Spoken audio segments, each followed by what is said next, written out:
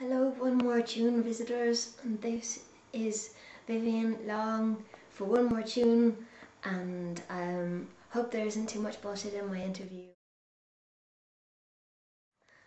I think that the EP, I think I recorded it a lot more slowly, and I guess it was a little bit more flexible in that it was recorded in a friend's house, and I had a little bit more luxury with trying things again, but still I counteract that with it all being a learning curve. So this time I think I had less time to record it in, but maybe a bit more experience, and I knew what I was getting into, I suppose.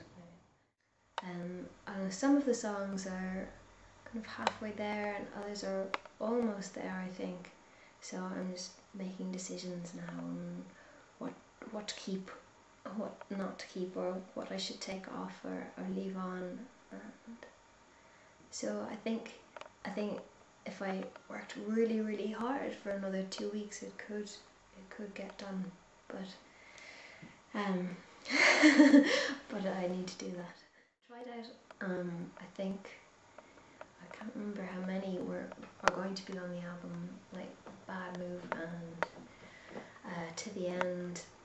Random Man, I think, is going on the album, and I'm sure there were more. Some of them, the arrangements I think are finished, and it's just kind of now decorating them a little bit more or less before they're ready to be mixed and mastered and everything. But I think there's 2 times that they say that there are 2 times of the year that you should release, and I think it's September and maybe February. I think that most people release their albums, so if I was doing really well, it might be ready for September, and if not, February. But given that I don't have a label and I don't have a name, and most of it I did myself. I played the piano myself in a lot of the songs, and I did all the cello parts, apart from one song where a friend came over from London, but I presented them with music for everything, apart from, again, this one cellist that had some ideas.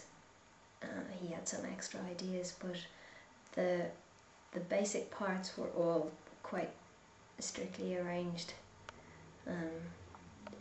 because I suppose because I wanted to arrange them all myself, and I had a clear idea for almost everything, how I wanted it to sound, and also because there isn't time to try out things really in the studio. All that must be done beforehand.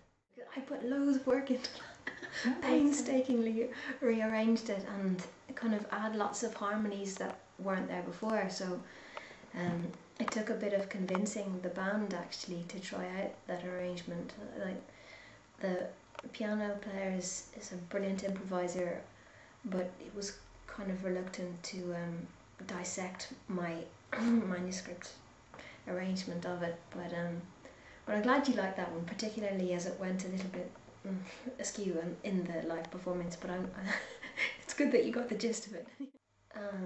And I mean, there were lots of people who played on it. I had a trumpet player and a French horn player, and as well as my own band, I did all of the other cello parts. I did most of the cello parts, and I had a trumpet player, and he was quite funny.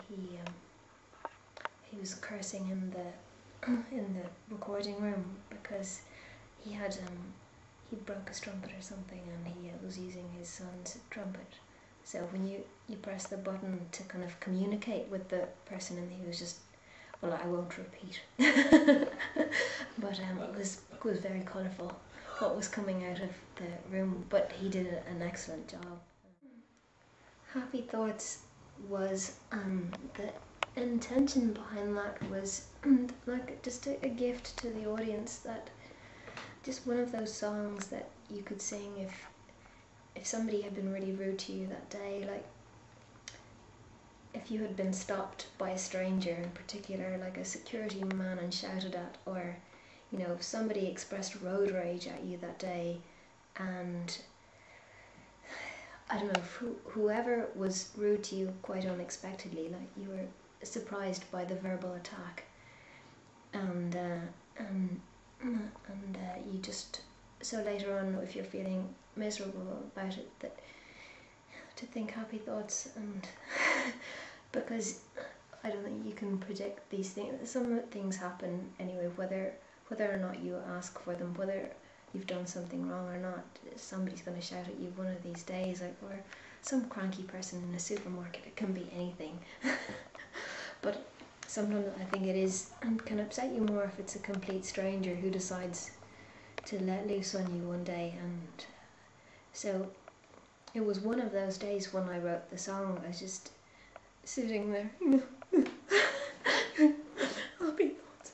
So and I wrote that song. And so right now I don't know if there's no point in my moving. I think there's no urgency to live somewhere where the music industry is whatever, more active. Or traditionally everybody goes to LA. That's the place to go for everything in the entertainment industry, but there's not much point in me going there now. I think I can get just as much work done being here as I could starting from scratch somewhere else. So